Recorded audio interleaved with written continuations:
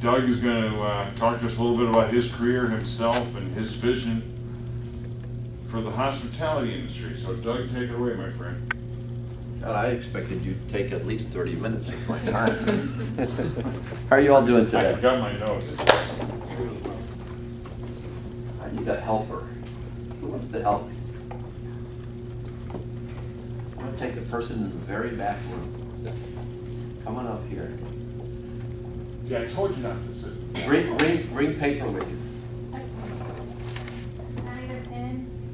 and a pen. So how's everybody today? Good. This is really hard being the last class of the day, isn't it? Is it your last class? Yes. I got my master's program, and my classes started at 7 in the evening. And about 9 o'clock, I went into kind of that no man's land of your brain. You know, it's where you just, everything's a fog. You know, I started at 7 in the morning, and by 9 o'clock at night, come on up here and sit down. So, for volunteering, thank you. You'll get dinner for 2 in either Shakeoli or Capriccios. Okay? Can I volunteer? And what you gotta do is, I'm gonna wanna ask them questions at the end. Now, I know he's told them to ask me questions, but I'm gonna reverse it on them. But you're gonna come up with the question. Okay? If you email me, then that will assure you that I'll follow up with you. Okay, how many Your questions? free dinner for 2. How many questions do you What do you think? 5? And you want to make them really tough questions. He's saying 6. Why 6? You just being mean, or is that they're? Do they just like test their knowledge on what you Yeah, it's know? kind of like if Chris, does Chris throw quizzes? No? So this is a quiz, Alright. okay? See, I'm too scared to do it. That's why I brought you in. Okay. So I thought today we'd be a little casual. I'd tell you a little bit about me and a little bit about my background, and then maybe a little bit about kind of what got me where I am, and then open it up for questions. How's that? So, you know, I was born in California and raised in the Caribbean islands. And my bedroom was from about here to that wall. My room was from about here to that wall, and there was sand. And then maybe another 10 or 15 feet, there was ocean from my bedroom, growing up in the Caribbean. And I can tell by the look on all your faces that you felt sorry for me. It was really a tough life. My father's a retired colonel in the Air Force. My mother was a retired major. So I actually had a really strict childhood. Grew up on military bases. And, at some point, my father became good friends with Lawrence Rockefeller, and they decided to start opening hotels together. And so I was forced to grow up living in hotels like Little Dix Bay on the island of Virgin Gorda. You should Google it. Conneaut Bay on the island of St. John. Dorado Beach on the island of Puerto Rico. Carambola on the island of St. Croix. The really tough 5-star hotels that I had to grow up living in. And it was really rough. You believe me? It wasn't very rough. But I think I got the hotel business in me growing up. Except for when I was a junior in high school, and I don't think you know this, but I really wanted to be a veterinarian. I loved horses, used to ride a lot, actually competed in the Pan American Games and open jumping. And so I decided I wanted to be a large animal veterinarian until I looked into how much school you had to go through to become a veterinarian, and quickly realized I was not smart enough to be a veterinarian. So I went into the hotel business. It was supposed to be funny. You guys are a tough group. Went into hotel school. I went to college on an athletic scholarship. I played basketball, football, and tennis. Loved the martial arts. I had 3 black belts in 3 different martial arts. So if you think I'm not driven, I'm extremely driven.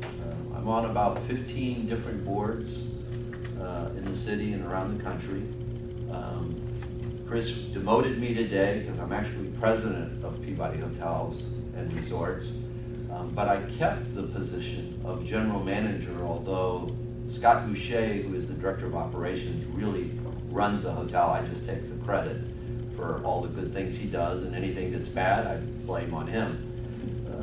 But I spend most of my time now traveling around the country trying to make deals for the Bells family on new properties and new things that are happening. I kind of came up through my career, and this is, if there's anything you should remember about today, is that how many of you have ever gone on a road trip? How many of you went on that road trip and just waited until the day of the road trip, got in the car, and just went? One. A couple of you. I'm surprised. Well, I would say, let's say we're taking a road trip to, where's a fun place to go? New Orleans? One place? So let's say we're going to go to New Orleans for a week, right? Anybody been to New Orleans here? Okay. Did you have fun in New Orleans? Yeah, I have family there. Okay, so how long were you there? You had family there? That doesn't count. Who doesn't have family in New Orleans? Okay, so when you went to New Orleans, did you plan it at all? I mean, did you figure out, okay, I'm going to need so much money, I'm going to take this highway, this is where I'm going to stay. So you planned it a little bit, right? Mm-hmm. You didn't just get in the car and punch in GPS and when you got there figured out where you were going to stay. You planned it a little bit. Well, you know, there's a problem. So for an easy little weekend trip, you do a little bit of planning, right? But often we don't plan our careers. We start jobs in places and start working, but we don't really plan, okay, what's our next step?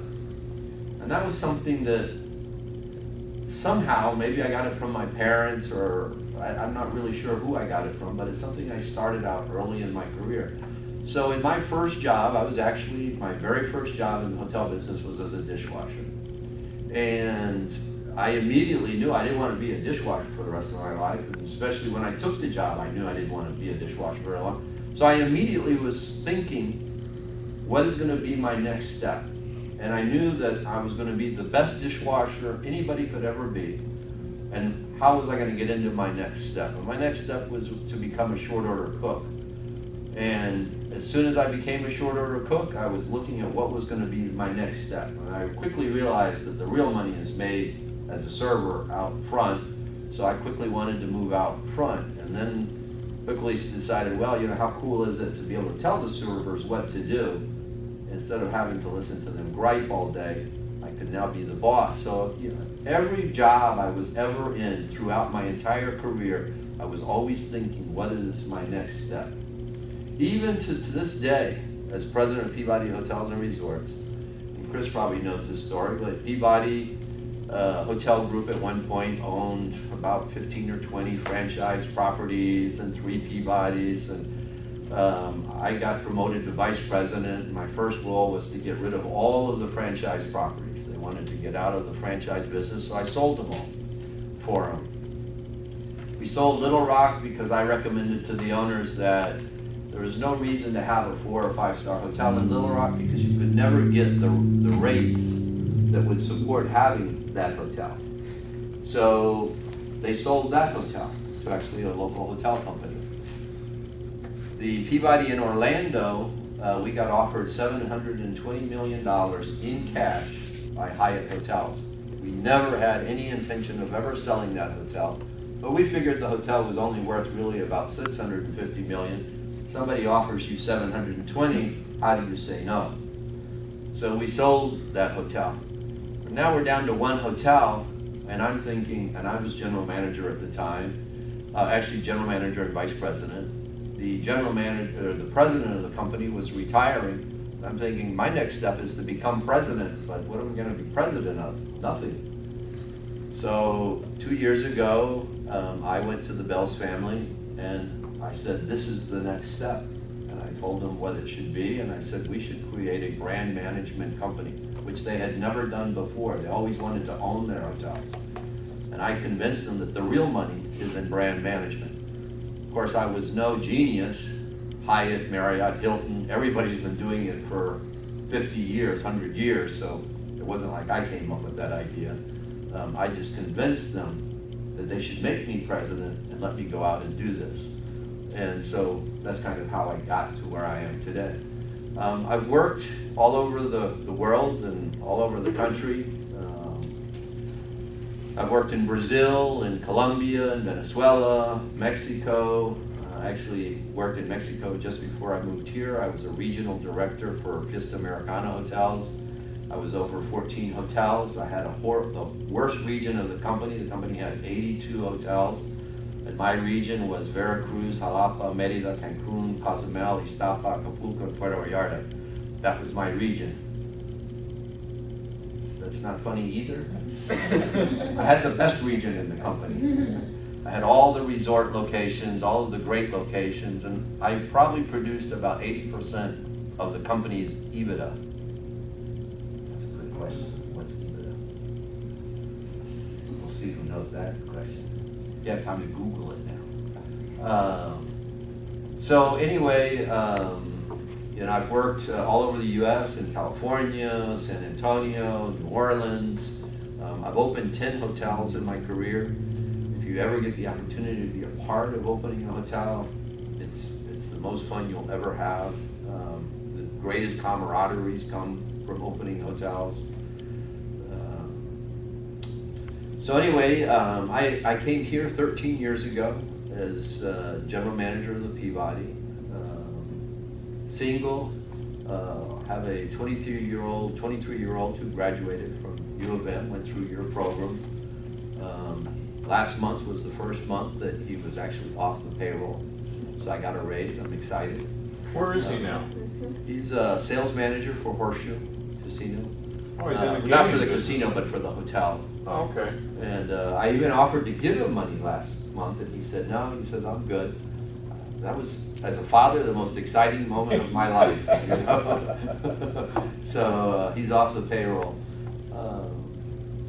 So some things, it's funny. I was mentioning to Chris out in the hallway that yesterday I was having drinks with Dean Grover, Rajiv Grover. He's the dean of the business school. He and I are good friends, and we were talking about students graduating and why some have problems getting jobs, and I said to him, I said, I think the problem is that they go into, they come out of school with the wrong expectation, and they do a couple of things along the way that probably don't work in their benefit. So the first one is, while you're going to school and you know that this is going to be your career, go out and get a part-time job or a full-time job in the hotel business. Get some of those lower level positions out of the way. Because if you think when you graduate that you're going to walk into a management position just because you have a 2 or 4 year degree, it's not going to happen. And that's the problem that I was telling Dean Grover, was that when I graduated from FIU in Miami. When I graduated, I didn't have that expectation. I knew I was going to start on the front desk, but I knew that my education taught me to be a fast learner and how to learn faster than everybody else. And I knew the industry better and from a different perspective than probably a lot of the other people that were working on the front desk. The other thing was that during my 4-year time in school, I worked in hotels. I played a lot too, but I worked, and I got some of those menial jobs out of the way. I got being a houseman, being a dishwasher, being a server, working on the front desk, working in reservations. I got a lot of those jobs out of the way. So when I graduated, I actually did go into management, but that wasn't my expectation. My expectation was that I would, work on the front desk and then move up quickly. So my first recommendation to you is, unless you're independently wealthy and you're being left millions of dollars so that you get it all when you graduate. Is there anybody here that is getting that? Because I'm single and I would love to marry you. But if not, then I would suggest trying to get a part-time job. We have quite a few students working at the Peabody. And we're always hiring, so please reach out to me. I used to teach here, and out of every class, I always hired 2 or 3 students at the end of the semester. I mean, when I'm interviewing somebody at the hotel, usually I get 30 minutes. When I was teaching, I had an entire semester to watch somebody, which was really great. But at the end of every semester, I would hire 2 or 3 people. I went through the master's program. Out of every class, I hired somebody from the master's program. It took about a year or so for the master's students to catch on. And then I would show up in class and everybody wanted to sit next to me. And if we were put into groups, which if you get into the master's program, every class you get put into groups. For some reason, the teacher would have 20 people wanting to be on Doug's team. And it wasn't because I was smart, because I was truly probably the least smartest person in the class. It was because they all knew that I was going to hire somebody out of that class. So they did catch on pretty quickly. The hotel business is something you're going to either love or hate, or love to hate. It's funny, when I interview people, they always tell me, I want to get into the hotel business because I love people. When I go on vacation, I go as far away from people as I possibly can. You probably aren't going to believe this, but I'm actually an introvert. I don't like being around people. When I go home, I'm perfectly happy sitting and reading a book or watching a great movie or whatever, or playing with my dog or whatever. But I'm really an introvert. The reality is the people who are good in this business are people who like doing things for people. And I love doing things for people. It used to be, I think that's probably changed, but it used to be a joke in our industry that it was always great to date a hotel person, because the really good hotel people were great to date because they were always doing things for you. Of course, my ex-wife left me. She may not agree with that. But why are you laughing? So that's kind of about me. I can't ever sit still. I'm an old guy, and 6 years ago, I decided I was going to get my master's. 10 years ago, I decided I wanted to learn to fly, and I have my private pilot's license, my complex rating, instrument rating, high performance rating, and twin engine rating. I'm a little obnoxious. Once I kind of get on something, I really want to kind of get everything I can out of it. I continued to compete in martial arts until I was pretty old, until finally a boss came to me, you've got to stop coming to work with a black eye or a broken rib, because I would go to competitions. So now I just play tennis. I still get hurt playing tennis. I can't get out of the way of the ball. They still hit me with balls and stuff. So that's a little bit about me. Chris and I were talking about leadership. There's all kinds of leadership. I think my leadership grew over years. I don't think that I got out of school and I was a born leader. I think along my life I have watched people that I wanted to emanate. People that I looked up to, people who I thought did things really well. And to this day, I still do that. I was joking, I'm really good friends with, I don't know if you guys know Willie Gregory. Willie's the top guy in Memphis with Nike. And Willie and I are really good friends, and we both love sports and travel to Final Fours and different sporting events all the time. But I look at Willie, and Willie is somebody that I say is an incredible leader. And so I'm constantly watching different people. I'm going to really say a bad word. Please don't throw anything at me. But John Calipari and I are very close friends. But John Calipari as a coach was an incredible coach and a great leader. His players would go to the end of the world for him. And that's why they win championships. And that's why a lot of them end up going to the NBA, because of the fact that he's an incredible leader. It's knowing how to say the right things during a difficult time and doing the right things during a difficult time. Recently, you may have noticed in the news, we had a fire at the Peabody in the laundry. It wasn't major.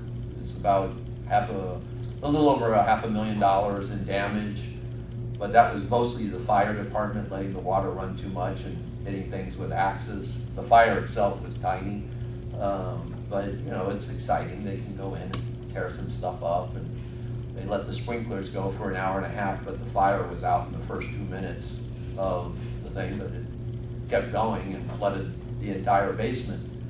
I was just getting off a plane, and the manager on duty called me and said that we had a fire. The fire's out. Fire department's still there, but they're getting ready to leave. Scott Boucher was already there. Terry McNutt. Scott Boucher is the director of operations I told you about. Terry McNutt's our director of engineering. He said they're all here. Everything's under control. So I had two choices. I'd been flying for 3 hours and been gone, go home, see my dog, or go to the hotel and be there when they were going through a tough time. Even though everything was really handled, and I probably wasn't gonna do a whole lot, I still went to the hotel and got squeegees, rolled up my pant legs and started squeegeeing water with the rest of the staff. And those are things that I learned by watching other leaders. I probably had more associates over the next week walk up to me and say, that was incredible to see the president of the company in the basement of the hotel squeegeeing water. But those are the moments in your life that you're going to make the right decision. In my heart, the right decision was go home, get comfortable, you know, get a beer. Actually, I don't drink beer. I drink Kettle One on the rocks with 2 limes. But that was probably in my mind and in my heart what I wanted to do. But I knew that sometimes you've got to do the right thing. And so those are the things that are going to come into you at times and say, you know, what is the right thing to do at the right time? Yeah, but Doug, now, let's expand that a little bit. Okay. I understand you're wanting to go to the hotel.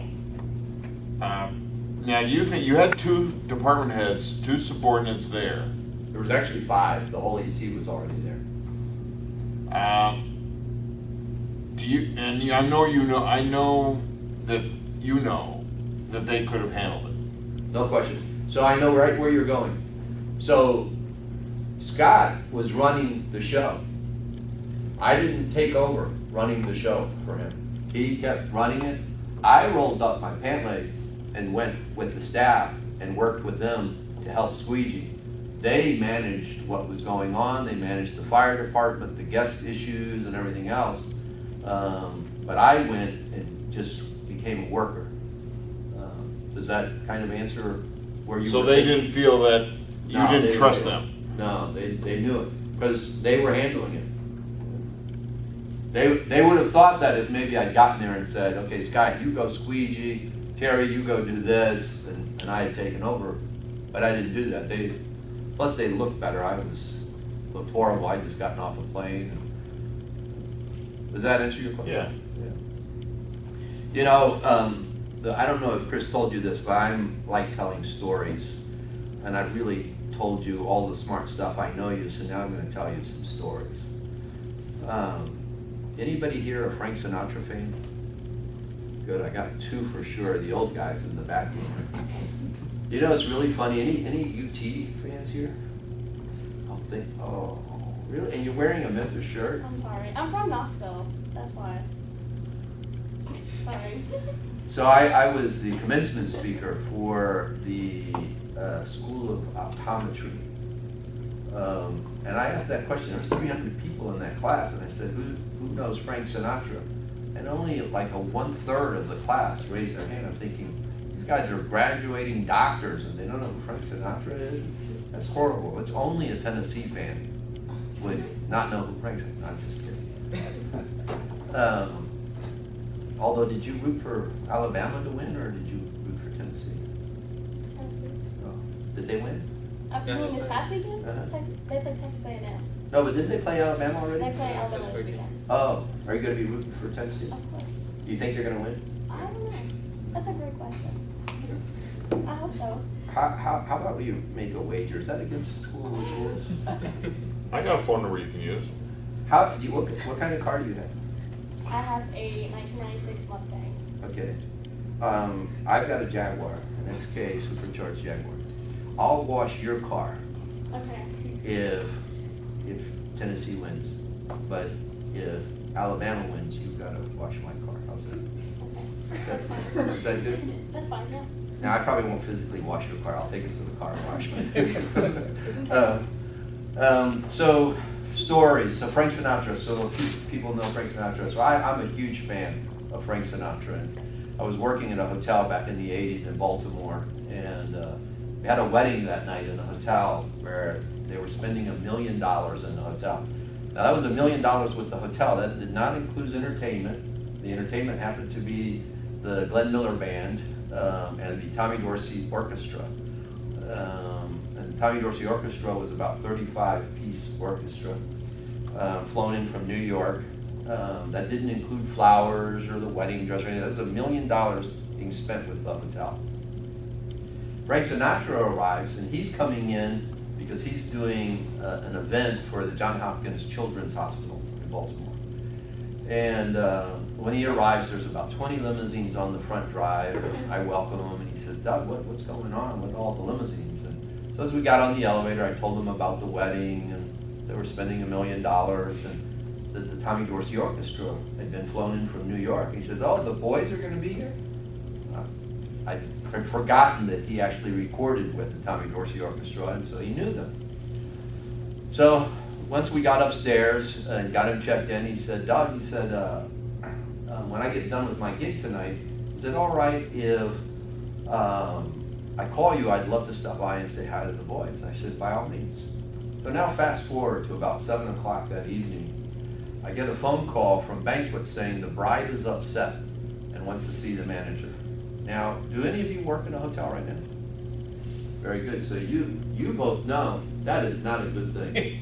The bride upset in a hotel, it's going to cost you money Monday morning. And in $1 million wedding, it's not going to be a couple $100s. So I go running up, and I get within about 10 feet of this bride, and she starts screaming at me. And the whole time she's screaming, what she was mad about was we had 2 meeting rooms that had been set up like living rooms, one for the bridesmaid and one for the groomsmen. The bridesmaids had all left their purses and gifts and stuff in this room. Security had walked by, seen it, and locked the door, which you would think is a good thing, right? She didn't think so. She wanted to be able to get in that door when she got to it. And I'm standing there, she's screaming and thinking, for $1 million, we can have somebody standing at that door and open it every time she gets within 10 feet of the door. So when she was finished screaming at me, I said, "We will have somebody at this door, and every time you get within 10 feet, that door will be open." She turned around and walked away in a huff. Now, you know, that's not something most women would do, right? But she was one of those brides, and she walked away upset. And I thought, Monday morning is going to be really tough. Anyway, now fast forward, 10:15 that night, and I got paged. Okay, don't laugh.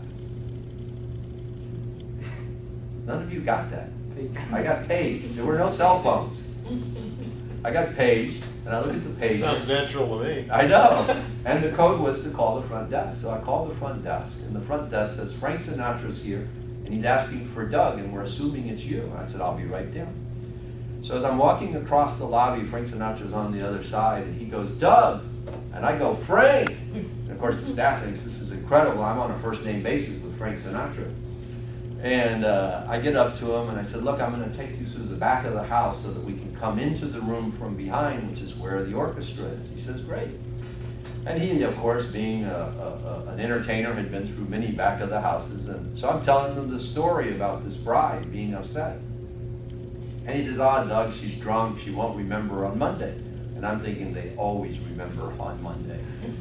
And so we get to the back of the room and we walk in, And any of you musicians here? Got a musician, okay. So you'll appreciate this. The orchestra is playing, and in 2s and 3s, they got off the stage and hugged and kissed him, never missing a beat. They kept playing. They came and hugged and kissed him and went back, and that lasted for about 15 minutes. And all of a sudden, Frank Sinatra turns to me and says, "Doug, do you mind if I got up and did a song or two with him?" And I'm thinking, this is incredible, right? So he gets on stage, and the tables at the front, now keep in mind, this wedding started at around 6 o'clock, the reception. It's now almost 10:30. They're feeling no pain at this wedding, and it's 600 or 700 people.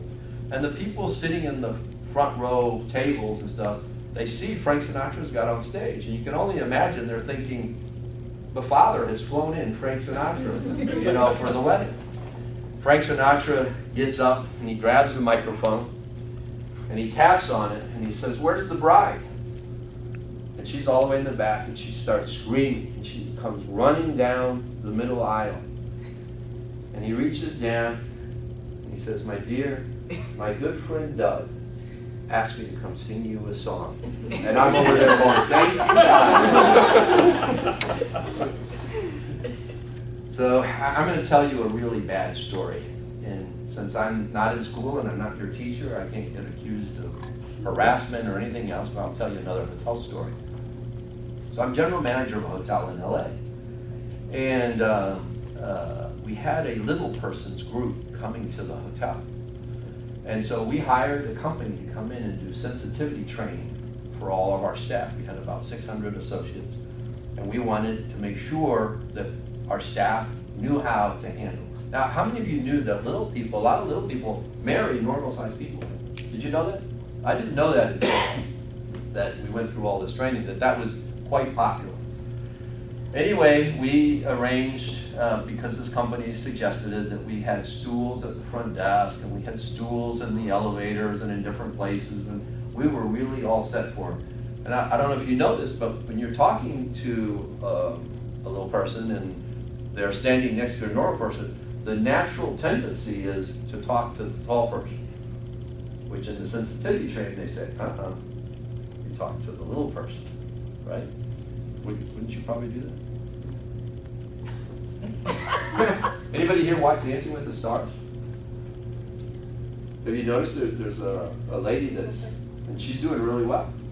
Anyway, so we're going through the training, the group arrives, there's one little person who is extremely obnoxious and is playing jokes on people throughout the conference, not on hotel desk or hotel staff, but on people in their conference. Some of these jokes were extremely ugly and in poor taste, really bad jokes. And it got to the point where everybody in the conference hated this guy, and they were out to get him. Well, the last night at their gala, they proceeded to get him drunk, even to the point that they laid him down on a table and poured liquor into him until he passed out. They then took him up to his room, and in the room, we had big, huge armoires. And if you ever notice, most armoires have a hollow space in the top.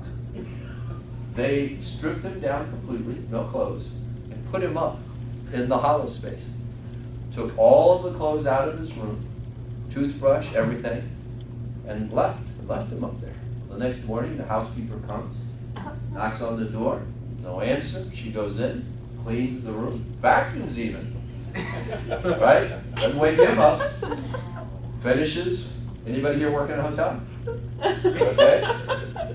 Housekeeper turns the room vacant and clean to the front desk. It's a Saturday morning, about 10 o'clock. The front desk checks a honeymoon couple into the room. Now, forgive me for being very visible here, but it's the only way you get the full picture. The honeymoon couple gets to the room. They want to consummate their marriage. The wife is on the back, husband on top. And all of a sudden, these little fingers come out in this look. And the wife starts screaming. Of course, the husband thinks he's doing something really good, right? Until the little person starts screaming as well. And then they realize there's a problem. Anyway, they call, they want to speak to the general manager. security comes to get me. I go up with security in the elevator. Security's telling me the whole story. And I'm thinking, shit, you can't make this up. Anyway, we ended up having to count their stay, but those are some of the fun things that you'll have to deal with in the hotel business. Why don't we open it up to some questions, and then I'll probably tell you some other crazy stories. But what kind of questions do you have? Yes, sir. I'm curious, Doug. I mean, there obviously was a time when the Bells family was very interested in making the Peabody a brand and in expanding it. And they built a huge hotel down in Florida, and they bought the hotel in Little Rock. Then we had some hard times, and got that special offer that you just mentioned. I always wondered why they sold the hotel. And I think, well, Orlando was sold because it was such a great offer, sure. and it was kind of like, how do you refuse it? I think probably a lot was that as time was transitioning, the sons who really kind of ran the company were getting older. Jack Bells, who's the father, now is 87, 88 years old, still comes to work, but he's a lot slower. And the sons are all in their mid-60s, and so when you start reaching that age, you're not in this mode of, okay, I'm going to develop and expand and everything else, and so I think that's kind of how things slowed down. But I decided I didn't want to slow down because I wasn't thinking about retiring, and plus I needed a lot of money before I could retire because my ex-wife took half of what I had. I'm just kidding.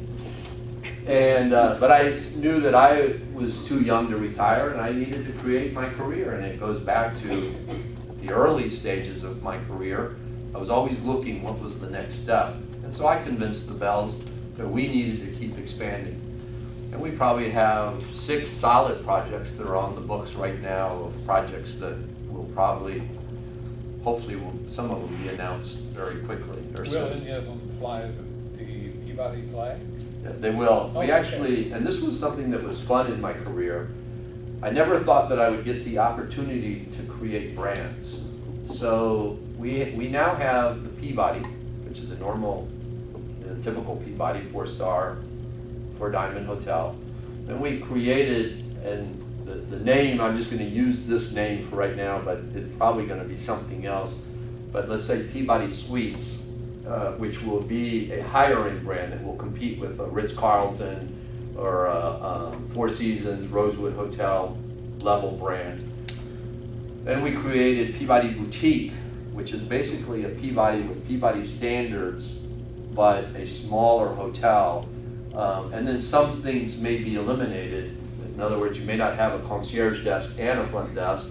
You'll maybe just have a concierge front desk. You may not have a doorman, but you'll have valet. So we're going to reduce some of the standards that are in a normal Peabody and create Peabody Boutique. Then we created Outpost by Peabody, which is more of a select service kind of hotel to compete with some of the select service. And then we've created another brand called Lake House by Peabody, which I don't know if you're familiar with Great Wolf Lodge. They're kind of a water park, kids, family destination. But we feel that there's a market being missed. There's 2 different companies out there that kind of do that same thing.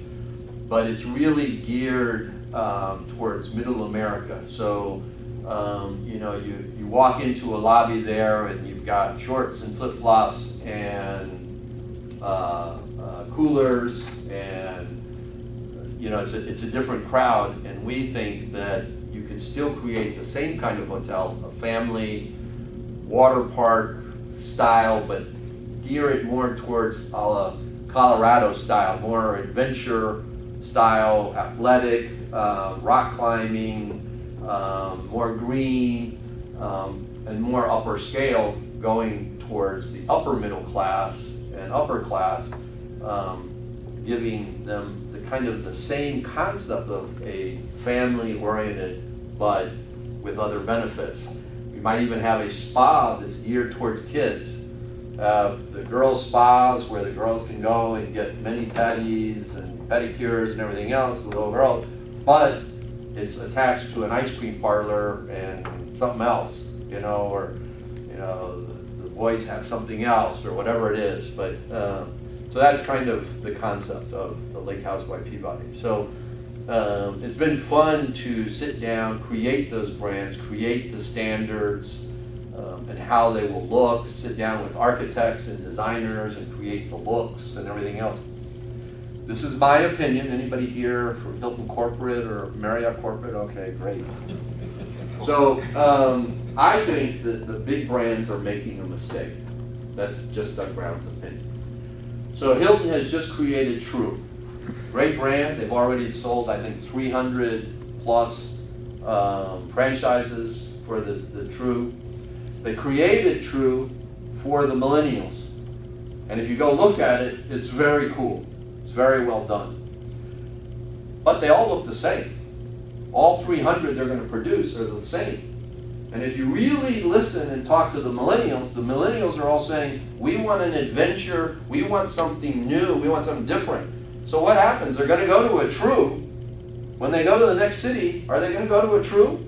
They've already experienced it. They're going to go somewhere else.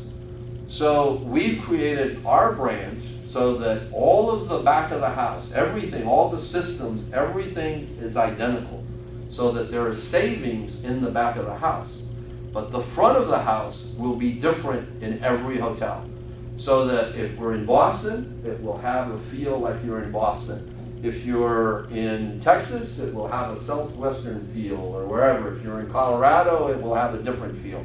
So the idea is that we're meeting that new adventure and difference that I don't think just the millennials want, because let's face it, us old fogies want the same thing. You know, they want adventures and everything else. So that's where I think the big brands are making a mistake. But again, that's Doug Brown, and they're a lot smarter than I am. But so that's kind of where we're going with ours. Yes. All right. Are y'all gonna have any in Memphis? Maybe. I have to be really careful because we have confidentiality, but there's a possibility. Yes. What's your greatest accomplishment so far in your career? My greatest accomplishment? Yeah. I would have to say probably my son. He's probably the only thing I did right in life. But he's, you know, there were many times throughout that I thought I really failed, but he's turned out really good. And with your career? With my career,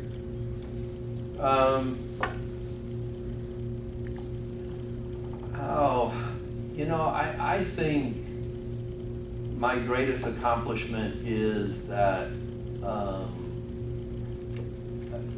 I think one of my joys is trying to create an environment or a workplace where people are happy where they work. That doesn't always get accomplished. You know, at the Peabody, for example, we have 550 employees. And our turnover, when I took over the hotel 13 years ago, was about 85%, which was extremely high. Our turnover now is about 24%. The average in the country is around 35%. So we're below. And so I think, you know, if I can create a great place for people to work, I think that's a great accomplishment. Okay. And in the future, would you like to own a hotel, or do you own a hotel? No, I don't own a hotel, although I guess it's not confidential. In all of the deals that we're making right now, I will have ownership in all of those. That's part of the deal. I'll have ownership of it. So I will tell you a funny story about Jack Bell's. Sometimes we don't realize the people we have in this city. I mean, we have some incredible people like Pitt Hyde or Fred Smith and the Bells and Kevin Wilson. And, you know, when you think about it, most of those people drive. I see Pitt Hyde at the market downtown, you know, in bike pants and everything else. And that's pretty incredible that somebody, you know, that big and famous and, you know, wealthy. I mean, he's obviously a billionaire several times over, you know, is just walking around and doing his thing, and that's pretty incredible. But I'm sitting with Jack Bells, this was about 13 years ago, in his office with Ron Bells and Marty Bells, and we were having a meeting. And his secretary, Jack's sitting at his desk, and the secretary gets a note or something, and he got upset that he was on the Forbes top 200 wealthiest list. And he picks up the phone and he calls Stephen Forbes to tell him that he doesn't want to be on any lists, that his family drives themselves and they don't have bodyguards or anything else. They live in Memphis and they love Memphis and they don't want to have to live that way. And so please don't ever put me on a list. So what is really incredible about that story? Exactly. Who has Steve Forbes on a speed dial, right? And that he answered the phone. What other questions? Good questions. Somebody else? Yes. So speaking So how's that ankle? knee, and Knee. it's way better. Way better? Is it still swollen? Not so much anymore. It's been like almost 3 weeks now. So Now, how quickly did you get back on the skateboard? I only got back on it a couple days ago, A actually. couple days ago. Now, you had mentioned that you would give us a demonstration of. No, I don't even know what I would demonstrate. Just Well, doing we've it. seen skateboarders go across tables. Oh, no, I can't do that. You can't do that I'm a stuff? cruiser. You're a I'm not trying to cruiser? do anything fancy. I'm just traveling. But speaking on, you were like talking about how you're designing a hotel for millennials or whatever. Have you all like had to compete with like Airbnb and Couchsurfer and stuff like that as far as like younger people are concerned? But No, not Airbnb. Airbnb, you know, it's funny. Airbnb has been around. I shouldn't say Airbnb. You know, people renting out their homes have been around since probably BC, before Christ. You know, I mean, that's been happening. It's better organized today than it has been over the last 1,000 years, but it's been around. I mean, it's always been done. You know, I think the only thing that's really important about Airbnb is that they make the playing field fair. In that Airbnb pay taxes like everybody else is paying taxes. And depending on what city they're in, that whatever, you know, if there's, you know, a hotel tax or a hotel fee, like in Memphis, there's a $2 fee, that they pay it like everybody else. But other than that, you know, I think Airbnb serves a great purpose, and we don't compete with them because, you know, most of our guests are paying $250 to $350 a night. The Airbnb customer in Memphis is paying $75 or $80 a night, so it's a different customer. Now, does it hurt the Holiday Inn? Does it hurt some of the limited service properties? Probably. It probably hurts them most when there's compression in the city. So if there's a citywide convention and there's compression, normally that compression would then push rates for hotels like the Holiday Inn from the Peabody, that Holiday Inn, sometimes their rates are $250. And it always mind-boggling to me who would pay $250 to stay, you know, at a Holiday Inn, but they do because of that compression. I think Airbnb has taken away some of that compression because now instead of people paying $250 to stay at that Holiday Inn, they're going to stay at an Airbnb and pay $125. So I think it's had that effect. It's had that huge effect in Nashville, and we've had a lot of meetings and talks about it. Memphis has probably about 325, 350 Airbnbs in Memphis. Nashville has over 1,800. The other issue with Airbnb is it's now pushing and raising real estate, the real estate market, the cost of real estate. So it'll affect you guys in a tremendous way. So as you guys graduate, want to go out and buy a house, what's happening is a lot of people, a lot of investors are buying apartments, condos, houses, and everything else, and they're putting them into Airbnb, causing the housing market to go up in price. Because, you know, if you take a building, I won't mention the building downtown,